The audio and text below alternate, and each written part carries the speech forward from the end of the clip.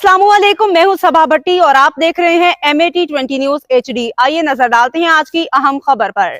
जेलम से खबर शामिल करते हैं अपने नुमाइंदे शाकर अली की रिपोर्ट के मुताबिक भारत का हमला यहूद व हनूद गठजोड़ का नतीजा है। उलमा इकराम, मसाजिद व मदारिस पे भारतीय हमला आलमी साजिश है। हकीम कारी शबीर अहमद उस्मानी।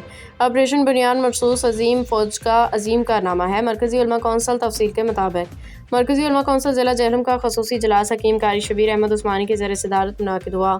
शुरका इजलास ने भारतीय जारहियत की भरपूर मज़ामत करते हुए इस हमले को यहूद व हनूद गठजोड़ का नतीजा करार दिया। ज़िली सदर मरकजी उलमा कौंसिल कारी शबीर अहमद उस्मानी ने मसाजिद मदारिस पे भारतीय हमले को आलमी साजिश करार देते हुए भरपूर मज़ामत की। इजलास में शरीक उलमा इकराम ने पाक फौज के साथ इज़हार यकजहती के भरपूर अज़म का इजहार करते हुए भारतीय हमले को भारत की फाश गलती करार दिया। ऑपरेशन बुनियाद मखसूस में पाक फ़िज़ाइया के अजीम कारनामों में आर्मी चीफ और पाक फ़िज़ाइया को ज़बरदस्त खराज तहसीन पेश किया। शुरका इजलास ने इसराइली जारहियत की भरपूर मज़ामत करते हुए इसे आलमी अमन के लिए ख़तरा करार दिया।